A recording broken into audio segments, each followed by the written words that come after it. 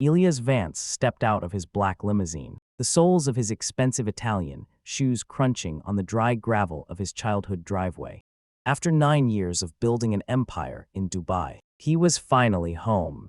He expected to see his mother Cora, resting on the porch of the house he had been sending thousands of dollars to maintain. Instead, his heart skipped a beat. The porch was empty. The paint was peeling. Through the cracked window, he saw Cora, her back hunched, kneeling on the cold floor to feed 2 small children a bowl of thin, watery porridge. Elias froze. His hand tightened around the gold watch on his wrist until the metal bit into his skin. He didn't have siblings. He didn't have children. But as he pushed the door open, the oldest boy looked up. The child's eyes were an exact mirror of his own. The boy pointed a trembling finger at an old, faded photograph of Elias on the mantel and whispered one word, "Daddy."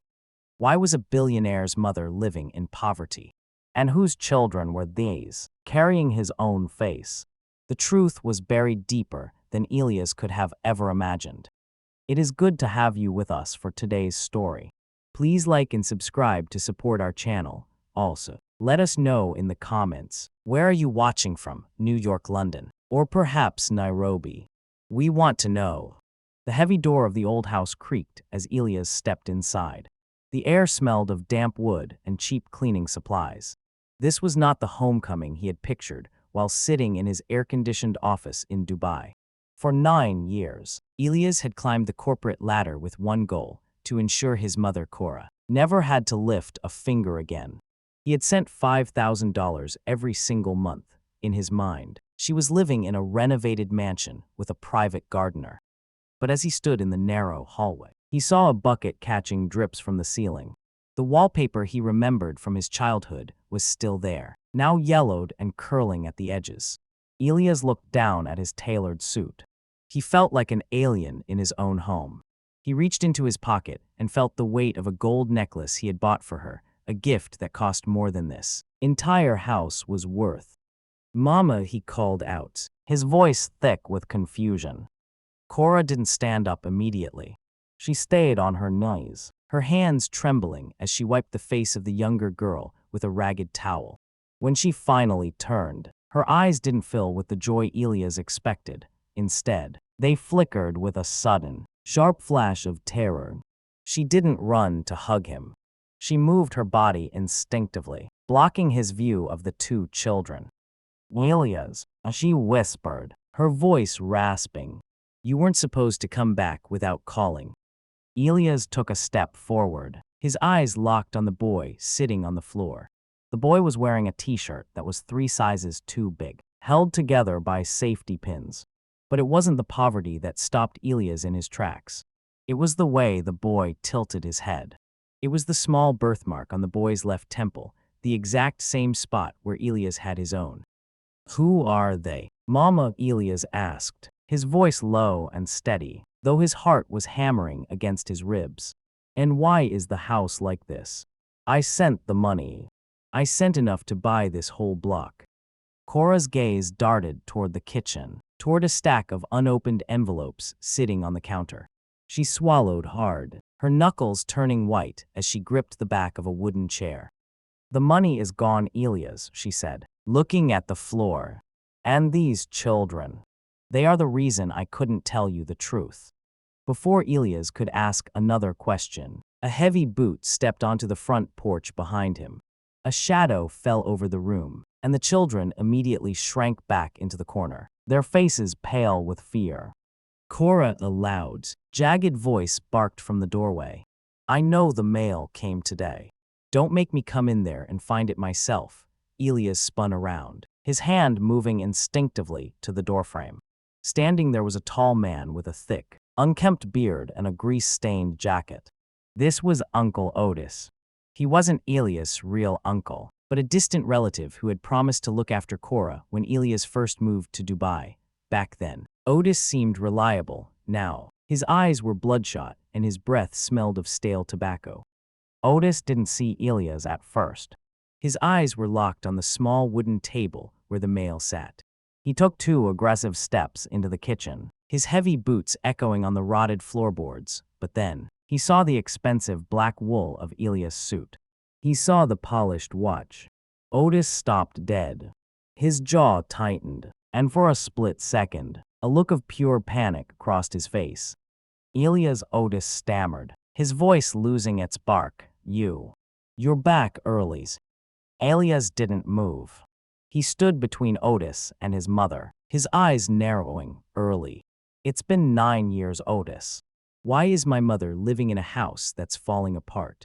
And why are you barging in here demanding her mail? Otis forced a nervous laugh, wiping his sweaty palms on his jeans. Now, don't get worked up, big mans. I'm just helping. Your mama. She gets confused with the bills. I handle the paperwork to make things easy for her. Cora stood up slowly, her hand resting on the boy's shoulder. She didn't look at Elias. She looked at Otis with a gaze that wasn't just fear, it was a silent plea. Elias walked over to the kitchen counter and grabbed the stack of envelopes. His heart sank. These were his letters. Every single one was unopened. He ripped one open, expecting to see his monthly bank statement. Instead, a small, handwritten note fell out. It wasn't his handwriting. It wasn't his mother's. It was a hospital bill for a woman named Sasha. Elias felt the room grow cold. Sasha had been his fiancée. He thought she had moved to another state and married someone else years ago. He looked at the date on the bill. It was from 7 years ago. Otis, why is Sasha's name on a bill in this house? Elias asked, his voice cracking. Otis didn't answer. He lunged forward, trying to grab the envelopes from Elias' hand. Give me those. You don't know what you're looking at. In the struggle, a small toy fell out of Otis's pocket. It was a silver locket, the exact same one Elias had given Sasha the night he left for Dubai. Elias gripped Otis by the collar, slamming him against the wall. The two children began to scream, but Cora didn't move to stop them. She just stared at the locket on the floor. Where is she? Otis, Elias roared. And whose children are these? Cora finally spoke, her voice barely a whisper. Otis isn't here for the male Elias. He's here because he's the only one who knows where the bodies are buried. Elias loosened his grip on Otis's collar, let him slide down the wall, and turned his gaze to the room. The contrast was suffocating. He stood there in a $3,000 suit, surrounded by walls that were literally rotting. His leather shoes rested on a floor that groaned under his weight. On the table sat a single, half-eaten loaf of generic bread and a jar of peanut butter that had been scraped to the bottom. Elias reached into his pocket and pulled out his phone. The screen lit up, showing a balance of millions in his business account. Then he looked at his mother's hands. They were raw. The skin was cracked and red from scrubbing floors or washing clothes in cold water. For 9 years, he had been living in luxury hotels and flying private jets, believing he was a hero for sending money home. Now, he realized he had been sending his mother into a lion's den. How much did he take from you? Mama, Elias asked, his voice trembling with a mix of guilt and fury. Cora didn't answer. She reached down and picked up the silver locket from the floor. She held it like it was made of thin glass. Otis, still leaning against the wall, wiped blood from his lip and spat on the floor. You think you're so big now? Elias, Otis sneered, his eyes filled with envy. You come back here with your fancy car and your clean fingernails, acting like you care. Where were you when the lights were cut off?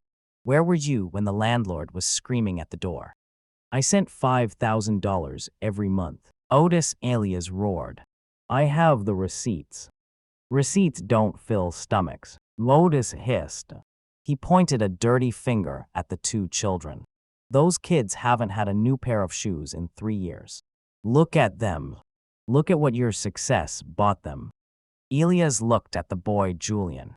The boy's eyes weren't filled with admiration for the rich man in the suit. They were filled with judgment. To Julian, Elias wasn't a billionaire. He was a stranger who let his grandmother suffer. Elias stepped toward the kitchen counter and picked up the handwritten hospital bill again. he noticed something he had missed before. At the very bottom, in the corner, was a small thumbprint in blue ink. It was a child's print next to it. A date was scribbled, final payment October 14th. That was the exact day Elias had closed his first $1 million deal in Dubai. While he was popping champagne, someone in this house was signing away their life. "Mama, tell me the truth," Elias said, turning to Cora. "Sasha didn't leave me, did she?" Cora looked up, her eyes brimming with tears. She looked at Otis, then back at Elias. She slowly reached into the pocket of her faded apron and pulled out a small rusted key. "Otis isn't the only one who knows the secret, Elias," she whispered. "But he's the one who has the other half of this key. And you won't like what it opens." Elias stared at the rusted key in his mother's palm. It was small, but it felt heavier than any gold bar he had ever held. He looked at Otis. The man was shaking now, his face turning a sickly shade of gray. Otis slowly reached into a hidden pocket in his jacket and pulled out a matching key, tied to a dirty string. "The basement, Elias," Otis whispered, his voice cracking. "Go to the basement." Elias grabbed the flashlight from the kitchen drawer. The batteries were weak, the light flickering like a dying candle. He walked toward the back of the house, his polished shoes clicking on the linoleum. He pushed open the heavy wooden door to the cellar. The air that rushed out was freezing and smelled of stale earth. He climbed down the stairs, each step groaning under his weight. At the bottom, in the corner behind a stack of old crates, stood a small, heavy iron chest. It was the kind of box used to store important documents in the old days. He saw 2 keyholes. Elias inserted his mother's key. Otis followed him down, his hands trembling as he inserted the second one. They turned them at the same time, click. Elias lifted the lid. He expected to see money. He expected to see the stolen thousands he had sent. But the chest was empty of cash. Instead, it was filled with medical records, ultrasound photos, and a stack of unsent letters. Elias picked up the top photo. It was an ultrasound from 8 years ago. On the back, in Sasha's elegant handwriting, were the words, "They look just like you, Elias. I'll keep them safe until you come home."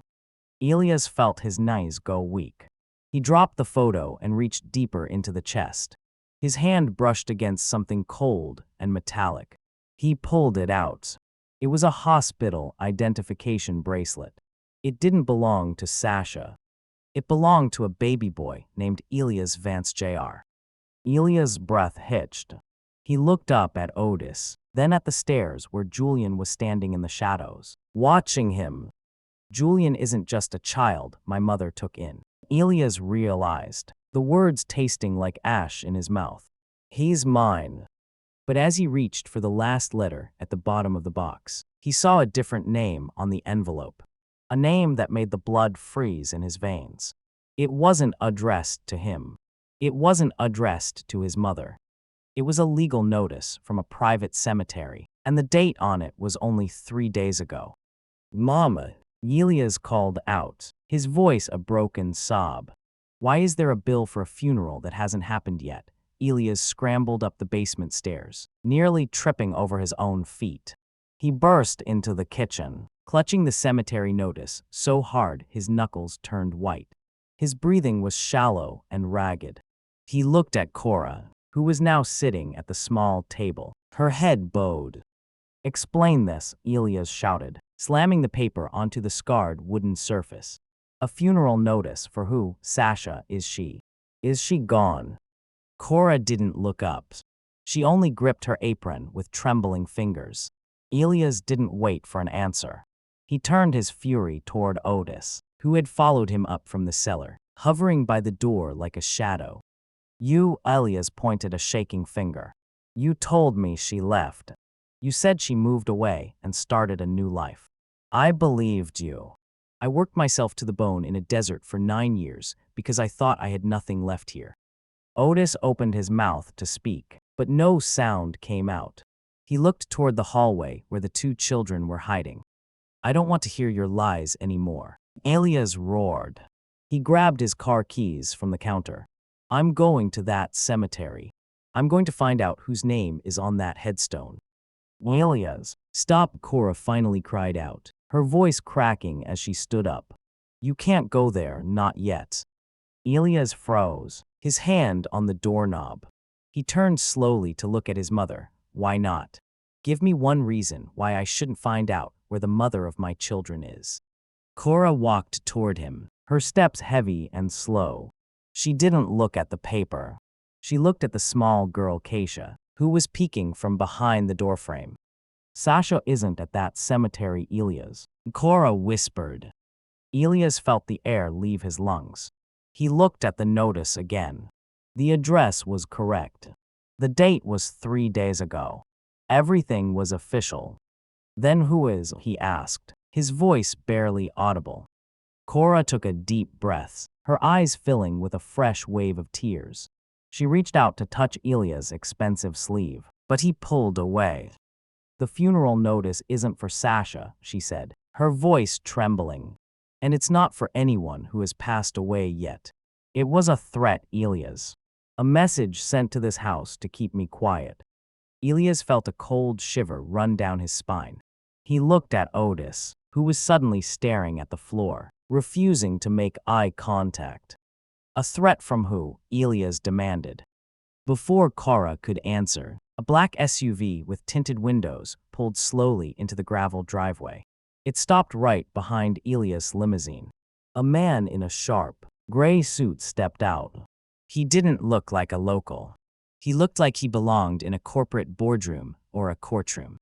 The man didn't head for the front door. Instead, he walked straight to the mailbox and pulled out a fresh, red envelope. Elias, Otis whispered, his face turning pale. That's him. That's the man who told us you were never coming back.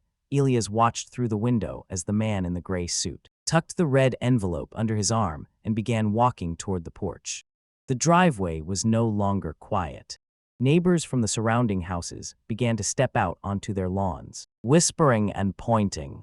They saw the billionaire's limousine. They saw the mysterious black SUV. To them, this was a show. The man climbed the wooden steps, his polished shoes making a sharp, aggressive sound against the rot. He didn't knock. He simply opened the screen door and stepped into the cramped kitchen. He looked at Elias' expensive suit with a cold, mocking smile. Mr. Vance, I expected to find you in a penthouse, not a shack, the man said. His voice was smooth, like oil on waters. Elias stood his ground, his fists clenched at his sides. Who are you? And why are you threatening my mother? The man didn't answer Elias. Instead, he turned to Cora. He pulled a heavy legal document from his briefcase and laid it on the grease-stained table, right next to the bowl of watery porridge. The deadline has passed, Cora, the man said. The land has been sold. You and they's undocumented children need to be out by sunset, unless, of course, you've decided to sign the non-disclosure agreement. Elias felt a surge of heat crawl up his neck. What land? My mother owns this house. I've been paying the taxes from Dubai. The man laughed a short, dry sound. He flicked a finger toward Otis, who was trying to slip out the back door. Ask your uncle Otis about the taxes, Elias. Ask him whose name is currently on the deed. It's certainly not yours. And it's not your mother's. Elias turned to Otis, but before he could grab him, a woman's voice cut through the tension from the front yard. Is he really back? Elias looked out the door. A group of local women had gathered at the bottom of the steps. One of them held a local newspaper from 5 years ago. She held it up so Elias could see the front page. The headline read, Local hero Elias Vance declared missing in desert, family claims inheritance. We thought you were dead. Elias, the woman shouted. We saw Otis and that lawyer burying your memory years ago. We saw the coffin they put in the ground. Elias felt the floor tilt beneath him. He looked at the legal document on the table. It wasn't just a deed transfer. It was an estate liquidation. His own estate. They buried an empty coffin, Elias whispered, turning to his mother. To take everything. Cora looked at the man in the gray suit, her face pale with terror. She reached out and grabbed Elias' hand, her grip surprisingly strong. It wasn't just for the money, Elias. She choked out. The coffin wasn't empty, tell him, Otis. Tell him what you really put in that grave, so the world would believe he was gone. Otis gripped the doorframe. His eyes darted toward the black SUV. I had to do it, Elias. They said if I didn't give them a body, they'd take the kids. Elias pulled his hand away from Cora as if her touch burned him. He stared at his mother, then at Otis, and finally at the two children trembling in the corner. His mind was spinning, but it was landing on a dark, bitter conclusion. A body, Elias repeated, his voice dangerously low. You put a body in a grave with my name on it just to steal my life, just to divide my money. He looked at the two children. Julian was holding Keisha so tightly his knuckles were white. Elias didn't see innocence in their faces anymore. He saw a motive. I get it now, Elias said, a cold laugh escaping his throat. He stepped toward the table and flicked the hospital bill for Sasha. Sasha didn't die 7 years ago, did she? This was all a plan. You and Sasha. You waited until I was gone, staged my death with Otis's help, and used my own money to fund a new family. Elias, no. That's not how it happened, Cora cried out, reaching for him again. But Elias backed away, his eyes filled with pure resentment. He looked at the man in the gray suit, who was watching the family crumble with an entertained expression. And who is he? Mama, Elias pointed at the lawyer. Is he the one Sasha is with now? Is that why you're losing the house? Did your little partners in crime decide they didn't need a grandmother anymore once the bank accounts were drained? The lawyer tucked the red envelope into his pocket and stepped closer to Elias. Careful. Mr. Vance, you're making accusations based on a past you clearly don't understand. Your mother didn't spend that money on luxury. She spent it on silence. But silence has a very high interest rate. Elias turned back to his mother, his face twisted in pain. I spent 9 years in the heat, in the dirt, building a future for you. I thought you were the only person in the world who loved me. But you buried me. You literally put me in the ground so you could raise another man's children with my blood money. Julian stepped forward, his small chest heaving. Stop yelling at her. She did it for us. She promised we'd be safe if everyone thought the big man was gone. Elias looked down at the boy who had his own eyes. The resemblance felt like a cruel joke, a mask used to trick him. He reached into his pocket, pulled out the gold necklace he had brought as a gift, and dropped it into the bowl of watery porridge. It sank to the bottom, covered in gray sludge. Keep it, Elias hissed at Cora. It's the last thing you'll ever get from me. I'm going to that cemetery. I'm going to dig up that grave myself and see exactly who you traded me for. As Elias stormed toward the door, Otis stepped in front of him, his face pale and sweating. He held out a small, leather-bound diary that had been tucked into his belt. If you go to that grave, Elias, you'll find exactly what you're looking for, Otis whispered. But if you read what's on page 42 of this book first, you'll realize the body in that coffin wasn't a stranger. It was the only person who actually tried to save you. Elias snatched the diary from Otis's hand, but he didn't open it.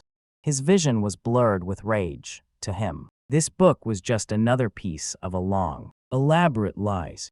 He looked at the leather cover, stained with grease and dirt, and felt a wave of disgust. Page 42, Elias barked, his voice echoing off the peeling wallpaper. I'm done reading your scripts, Otis. I'm done playing a character in this twisted play. He shoved Otis aside so hard the man stumbled into the kitchen table, knocking over the bowl of porridge. The gold necklace splashed onto the floor, forgotten in the mess. Elias turned his gaze toward Cora. She was reaching out, her hands shaking, her lips moving as if she were praying for him to stay. Don't look at me like that, Mama, Elias said, his voice cold and sharp. You chose them. You chose a dead man's identity over your own son. You let me slave away in Dubai while you played house with Sasha's new life. He pulled out his phone and made a quick, aggressive call. Yeah, it's Vance. Cancel the transfer to the Georgia account. All of them. Effective immediately. And call me legal team. I want an eviction. Notice sword in his pocket. Laura gasped, her hand flying to her chest. Ilias, please. The children have nowhere to go. It's winter summer. They have sound. Ilias snapped, his finger pointing toward the driveway. Or they have that man in a suit. Since they've been living off my sweat for 9 years, they can figure out how to pay for their own life. Julian ran forward, his small fist clenched.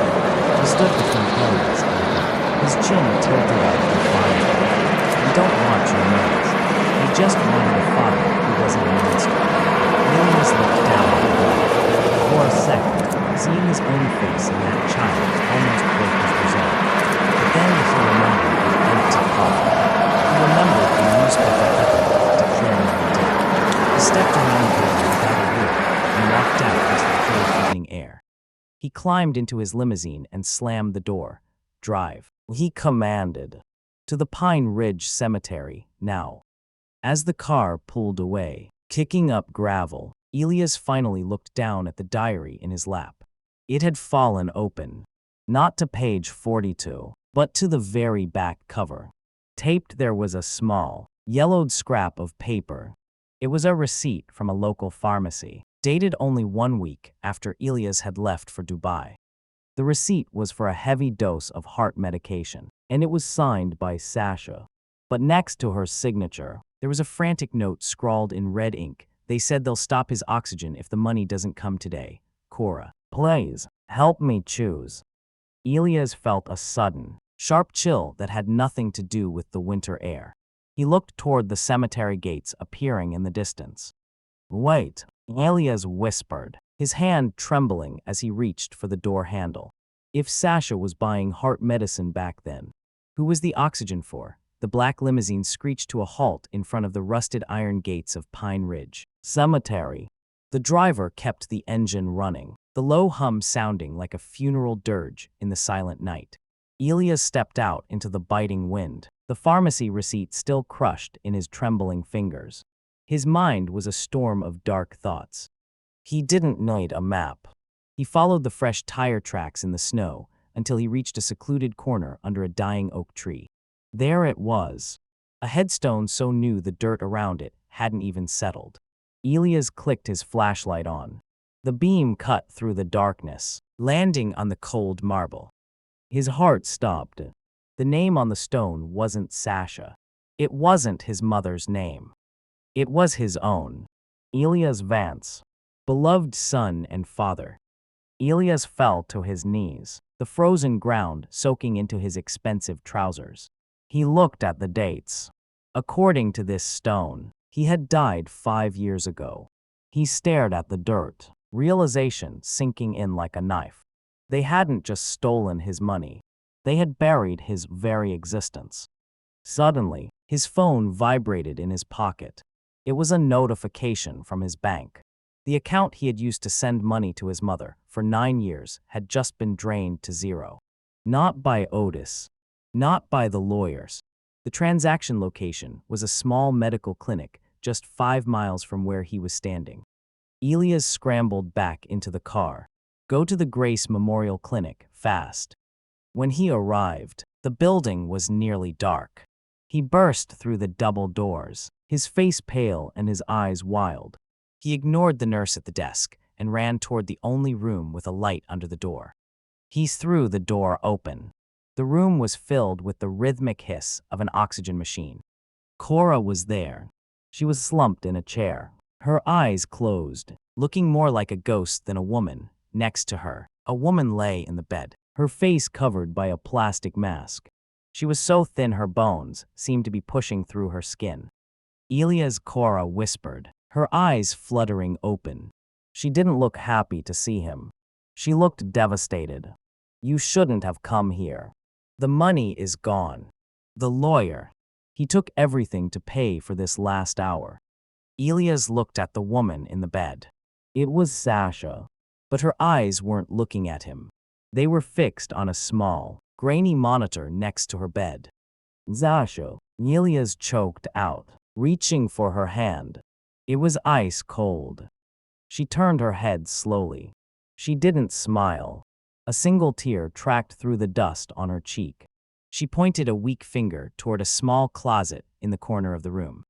The third child, Elias. She whispered through the mask, the sound barely audible over the hum of the machine.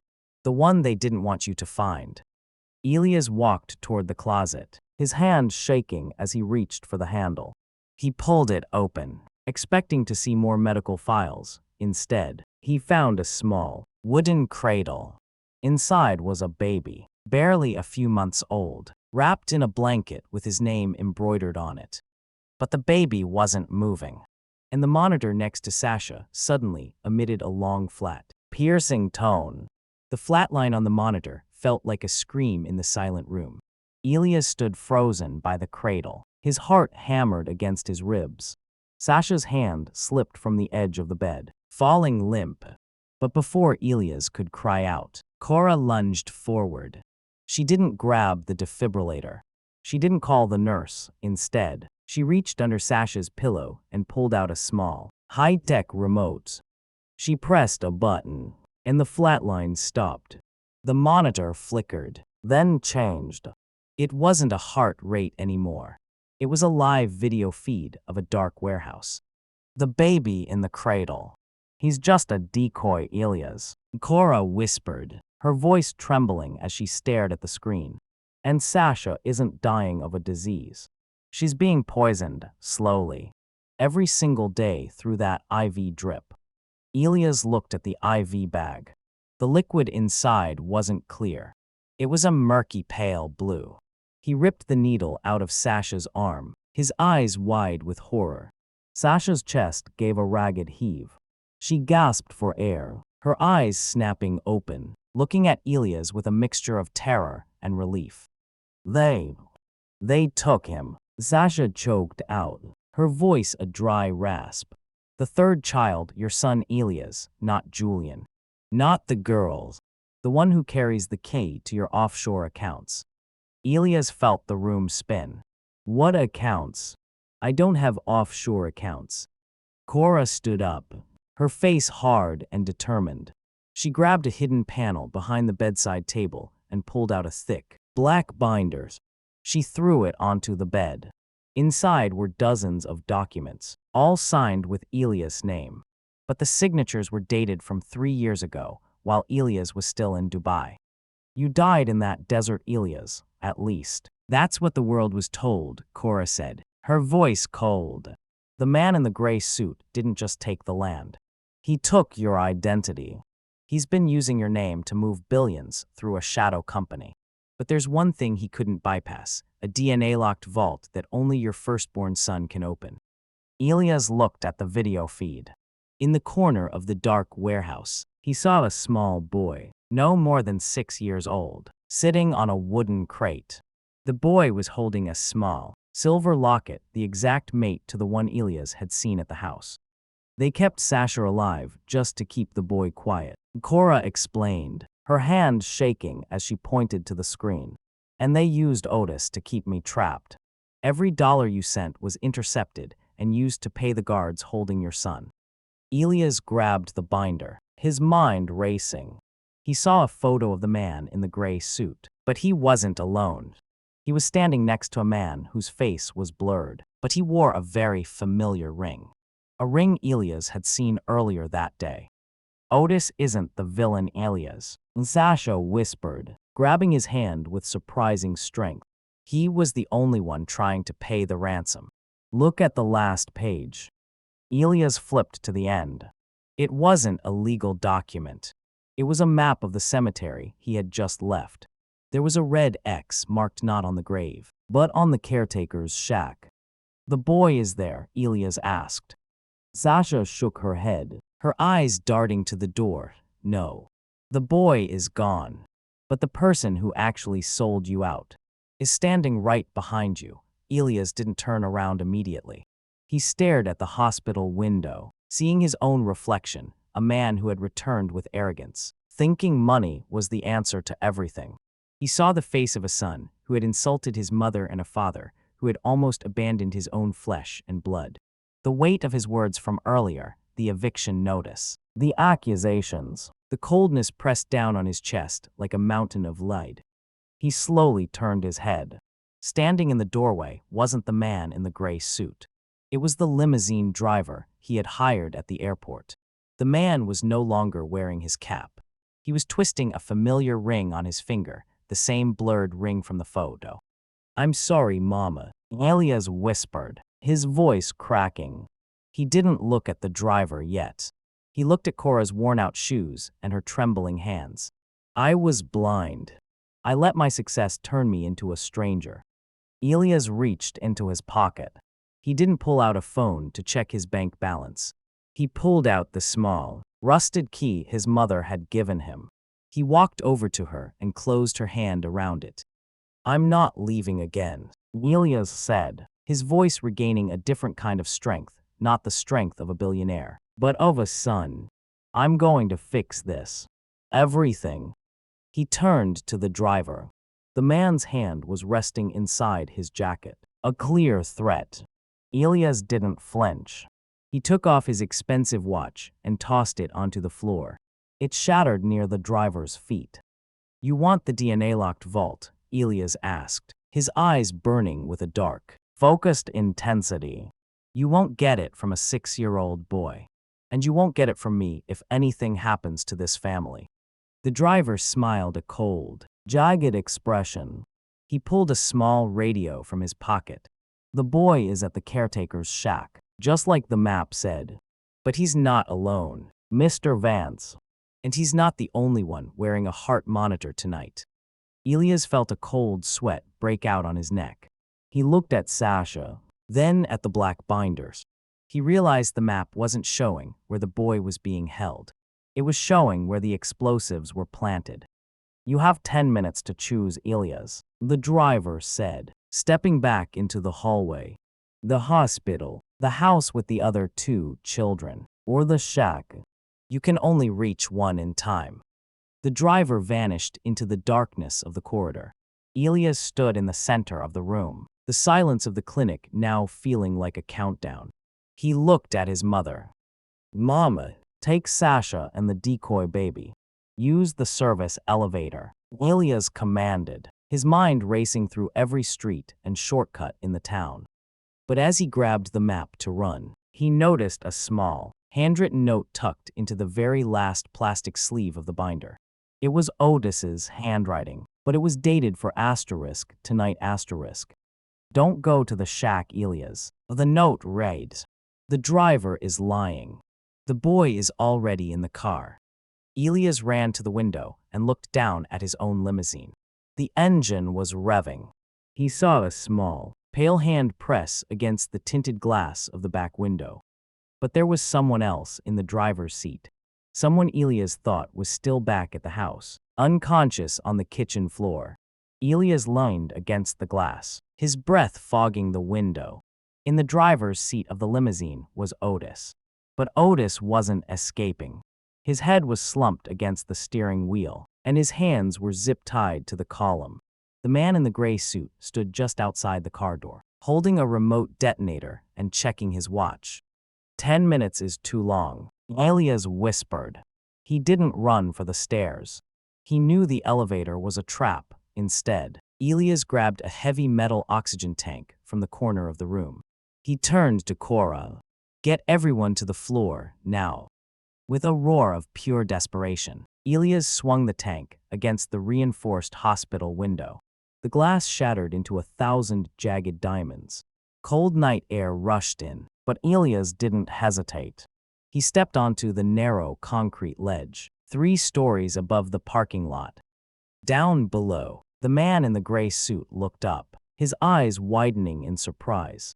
He reached for his belt, but Elias was faster. He didn't jump for the ground. He jumped for the top of a delivery truck parked directly beneath the window. The metal roof buckled under his weight with a deafening crash. Elias rolled off the truck, his shoulder screaming in pain, but he kept moving. He ran toward the limousine. Otis, look at me, Elias screamed, reaching the driver's side window. Otis struggled to lift his head. His face was bruised, and a thin trail of blood ran from his temple. He looked at Elias, then desperately signaled with his eyes toward the back seat. The child, the one carrying the silver locket, was curled in a ball on the floorboards, crying silently. Elias grabbed a jagged piece of glass from the pavement and began sawing at Otis's zip ties. His fingers were bleeding, the plastic digging into his skin, but he didn't stop. You stayed, Otis wheezed, his voice barely a rattle. You actually stayed. I'm done running, Otis, Elias hissed. The zip ties snapped. Elias hauled Otis out of the car just as the man in the gray suit raised the remote. It's over, Vance the lawyer shouted, his thumb hovering over the red button. If I don't get the DNA, nobody gets the family. Elias stood between the man and the limousine, shielding the door where his son sat. He reached into his inner jacket pocket and pulled out the black binder. He held it high. You want the offshore accounts, Elias yelled, his voice echoing through the empty lot. They're gone. I just triggered the death clause. The moment I broke that window, every cent was donated to the state orphanage system. You have nothing. The man in the gray suit froze. His face twisted into a mask of pure hatred. He looked at the remote, then at the hospital building. Then you'll die with them, the man snarled. He pressed the button. But instead of an explosion, a loud, high-pitched mechanical whine filled the air. The limousine's lights began to flash in a strange, rhythmic pattern. Elias looked at the remote. It wasn't a detonator. It was a signal. A fleet of local police cruisers, led by the sheriff Elias had known since high school, roared into the parking lot, their sirens screaming. Elias fell to his knees as they swarmed the man in the gray suit. He crawled toward the back door of the limo and pulled it open. The small boy looked up, his eyes wide. Are you the man from the picture? The boy whispered. Elias reached out to touch the boy's face, but his hand stopped midair. He noticed a small, glowing red dot on the boy's chest. It wasn't a heart monitor. Otis, Elias said, his voice trembling. He didn't put the bomb in the house. Or the shack. Elias looked down at the silver locket hanging around the boy's neck. The metal was warm, too warm. Elias didn't panic. He didn't scream. He reached out with trembling fingers and unhooked the silver locket from his son's neck. He threw it as far as he could across the empty pavement. 2 seconds later, the locket didn't explode, it hissed, releasing a thick, purple smoke that stained the snow. It was a tracker, a marker for a target. Elias pulled the boy into his arms, holding him so tight he could feel the child's heartbeat against his own chest. For 9 years, he had chased numbers on a screen. Now, he was holding the only currency that mattered. I'm here, Elias whispered into the boy's hair. Daddy's here. The police had the man in the gray suit pinned against the hood of the black SUV. The lawyer was shouting about contracts and rights, but the sheriff just tightened the handcuffs. Otis sat on the ground nearby, wrapped in a blanket provided by an officer. He looked at Elias and gave a small, tired nod. He had kept the secret long enough. He had endured the beatings to keep the children alive. Cora emerged from the hospital lobby, leaning on a nurse, with Julian and Keisha clinging to her coat. When she saw Elias holding the third child, she fell to her knees weeping.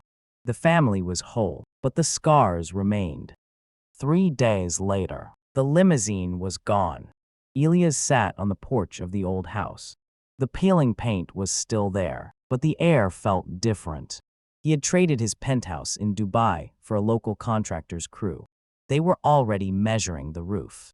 Sasha was in a private ward nearby, her breathing getting stronger every hour once the blue liquid was flushed from her system. Elias looked at the 3 children playing in the dirt yard.